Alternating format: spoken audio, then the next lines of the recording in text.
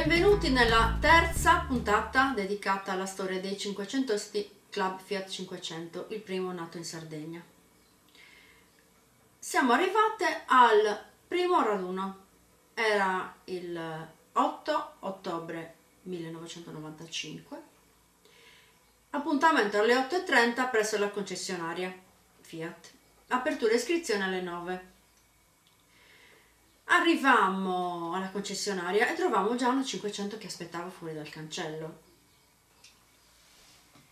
Emozionatissimi perché erano arrivati prima di noi, c'erano già i primi radunisti.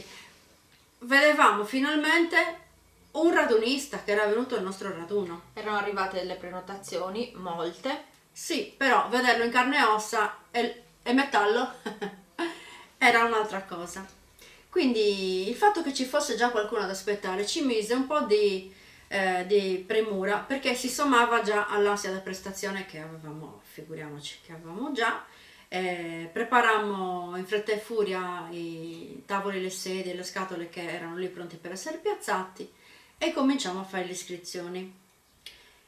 Tutta questa euforia, ricordiamoci che 30 anni fa non c'era la possibilità di comunicazione di adesso, quindi se magari qualcuno avesse deciso di mollarci il pacco, qualcuno, magari molti, avesse deciso di mollarci il pacco, noi l'avremmo scoperto la mattina, dopo che avevamo già anticipato tutto anche per i pranzi, che magari era l'unica spesa che si poteva salvare, e quindi le nostre certezze erano soltanto le prenotazioni, dovevamo fidarci.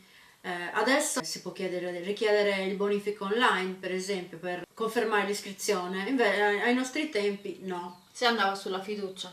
E poi la quota di iscrizione era talmente bassa che non c'era un ricarico, quindi eravamo proprio a filo con le spese. Noi dovevamo recuperare le spese dalle iscrizioni che erano state previste tramite le prenotazioni.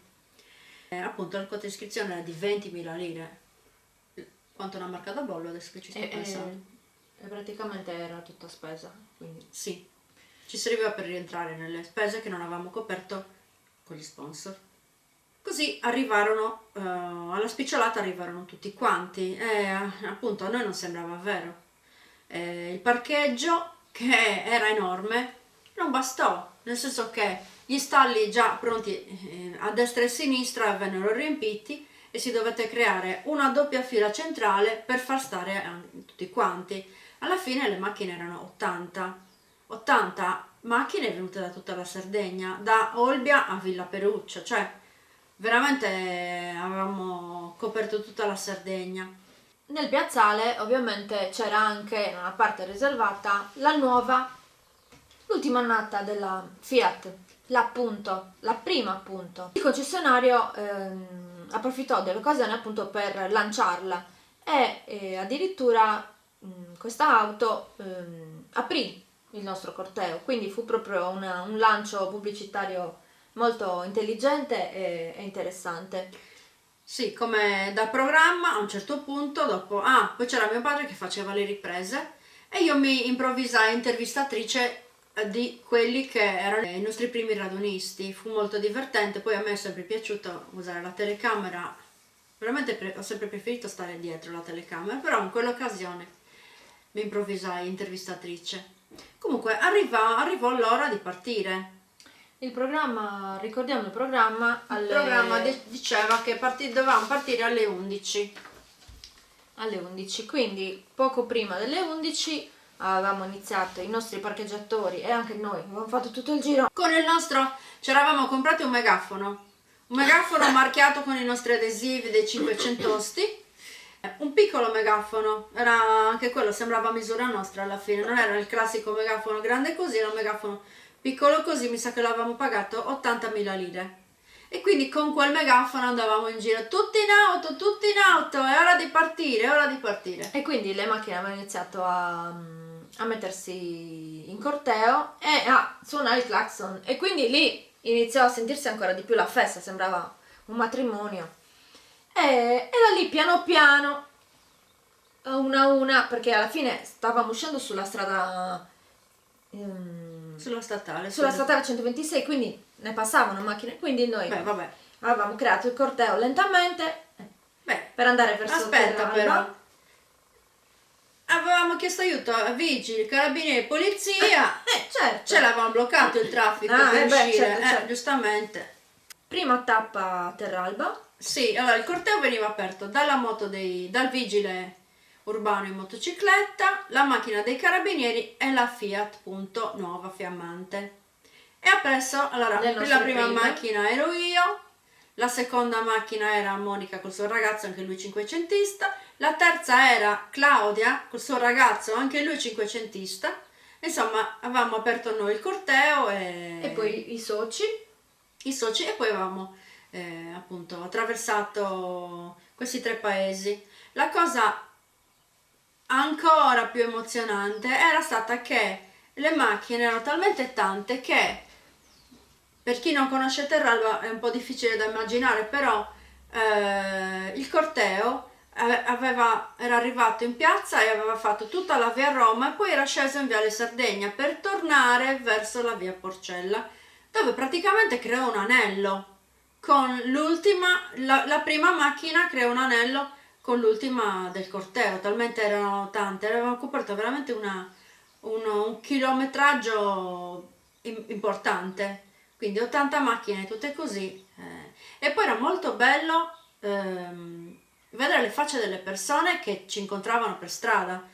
Cioè, poi a quell'ora in piazza era pieno di gente perché erano usciti dalla messa, c'era un sacco di gente in giro e tutti rimanevano esterrefatti da questa cosa che non si era mai vista. E poi le macchine erano tutte colorate, c'erano proprio tantissimi Sì, era un colori. serpente colorato bellissimo, tutte scintillanti, quasi tutte scintillanti, perché poi parleremo anche di questo. Quindi facciamo il corteo a Terralba, a Marrubi, Arborea e arrivammo a Marcedì per il pranzo. Il pranzo si svolgeva in Pinetta e quell'anno consisteva in un pack lunch che praticamente comprendeva 4 panini. Pack lunch, ogni pack lunch prevedeva 2 panini con salame e l'acqua. o una birra, forse c'era una bibita. Non mi ricordo. Questo Forse sì. diciamo che dopo 30 anni qualcosina ci sfugge. E quindi tutti avevano preso posto, avevamo, ecco, non mi ricordo, cosa avevamo per mangiare? Tavoli e sedie? No. Tavoli e sedie chi l'aveva trovate? Gli altri avevano la infatti, 500. quell'anno no, perché l'anno dopo... No, tavoli e sedie della Pinetta, poi chi non aveva trovato posto in Pinetta si era seduto in macchina. 500. Quell'anno, il primo anno era così. Poi c'era anche chi, conoscendo i ristoranti rinomati di Marcedì, non aveva mangiato il panino col salame, ma era andato a pranzare al ristorante direttamente. Altro, questo lo dirò dopo. Poi c'è Quindi la Pinetta, dopo pranzo. no, comunque la Pinetta era un tripudio di puntini colorati, era proprio veramente bellissima. Io e Monica ci facciamo il giro dei radunisti per sentire le impressioni, per capire cosa era andato bene, cosa si poteva migliorare. Arrivarono le 3 del pomeriggio e quindi ci trasferimmo tutti sul lungomare davanti al bar per fare le premiazioni e le estrazioni dei biglietti della lotteria, perché avevamo anche, lì non c'è scritto, ma avevamo anche regalato 2 biglietti della lotteria con l'iscrizione. Quindi avevamo fatto anche la ricerca dei premi della lotteria. Sì, avevamo cercato durante l'organizzazione. Sì, 3 commercianti della zona, avevamo recuperato un po' di premi. Poi arrivò l'assegnazione delle targhe. Sì, avevamo sempre il nostro megafono, non avevamo ancora l'amplificazione, facevamo tutto col nostro megafono e anche lì ci improvvisavamo conduttrici, perché anche questa cosa non l'avevamo mai fatta. Allora, diciamo subito le targhe. Vabbè, c'erano le targhe istituzionali che avevamo fatto per il comune, per i carabinieri, la polizia e poi quelle importanti, le targhe per i radunisti, cioè premiavamo, questo l'abbiamo fatto dal primo al 10° raduno sempre. Allora, premiavamo prima di tutto la 500 che arrivava da più lontano. Adesso è difficile ricordarsi quale fosse il primo anno, ma non è importante. Abbiamo già detto che coprivamo da Olbia a Villa Peruccio. Poi la 500 più vecchia, quindi lì bisognava vedere il libretto e davamo il premio all'età. Il radunista più anziano, anche lì bisognava vedere il documento Vabbè, lì lo prendevamo dalle quote dalle schede di iscrizione e quindi... È vero. E poi la 500 più sgangherata, questa è un'idea che avevamo preso, era ispirata al raduno di Gonos Fanatica ed era una buona idea, perché ci divertivamo anche a darla questa targa, nessuno si offendeva se gli dicevi che aveva la macchina più sgangherata di tutti, anzi ci vinceva un premio. E poi la 500 più simpatica, perché già all'epoca c'era qualcuno che l'aveva personalizzata in modo simpatico, colorato, bellino e con degli inserti, come per esempio quella da Gonos Fanatica ne arrivava una fucsia col pulsante d'accensione. Quello non l'avevo mai visto, non so se avesse vinto lui, però insomma, per dare un'idea di cosa poi si faceva sulla macchina. Poi ce n'era una, però nei vari anni, una che praticamente era rossa con i puntini neri come una coccinella, poi ce n'era una verde acqua con i cuori fucsia, ce n'erano un po' di tutti. O quella con gli inserti di vetro nel metallo, insomma c'era un po' di tutto. La targa per la 500 più sgangherata riuscivamo a darla bene ai primi anni, poi diventava sempre più difficile perché col fatto che era nato il club, il raduno in Sardegna, la gente aveva ricominciato a dare attenzione alle 500 che magari aveva in cortile da anni, qualcuna era anche diventata sicuramente un pollaio, comunque era impolverata o sotto la pioggia e quindi le macchine hanno conosciuto una nuova vita. Chi la usava e l'ha aggiustata, chi non la usava l'ha rimessa in circolo. E quindi ogni anno non sapevamo in circolazione, non sapevamo quale fosse la peggiore, diciamo così. È stato un bene perché vuol dire che il raduno ha dato un nuovo impulso a questa passione che magari uno non sapeva neanche di avere e l'ha scoperto così. E che tra l'altro appunto ha salvato le macchine e ha dato lavoro ai carrozzieri e ai meccanici. Altro punto che secondo noi è stato uno degli aspetti positivi del risvegliare l'amore per il 500 in Sardegna.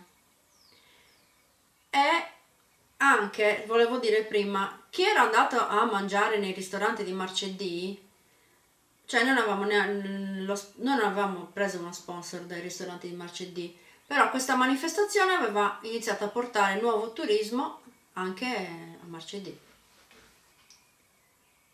Poi ovviamente quando finiva, diciamo, la festa c'era chi ripartiva subito, chi restava a fare una chiacchierata con noi e anche in quel modo, diciamo, approfondivamo un po' la conoscenza che durante il giorno non si riusciva, perché noi eravamo super impegnati, non riuscivamo a parlare, sì. A meno che non andassimo proprio a fare le domande dirette, non conoscevamo tantissimo i radunisti.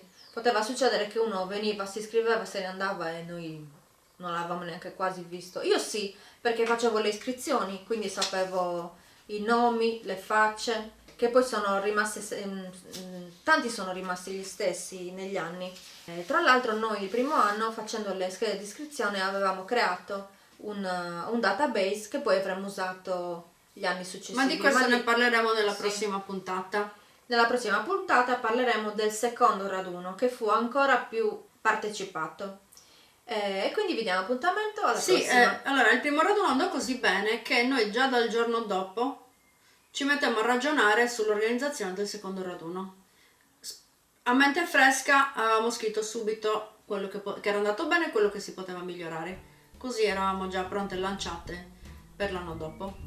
Appunto, dell'anno dopo, secondo raduno, vi parleremo nella quarta parte una cosa del nostro documentario. Volevo dire, eravamo talmente entusiaste durante l'organizzazione del raduno che io mi ricordo che a me scocciava che arrivasse il sabato e la domenica perché i negozi, le attività giustamente erano chiuse, quindi anche il tipografo e che ne so tutti, quegli sponsor che dovevamo ancora cercare, e non vedevo l'ora che arrivasse il lunedì, mentre quelli che frequentavamo lavoravano, quindi il sabato e la domenica dicevano riposate più o meno il sabato e la domenica, ma no, noi volevamo chiudere tutta l'organizzazione, quindi era così.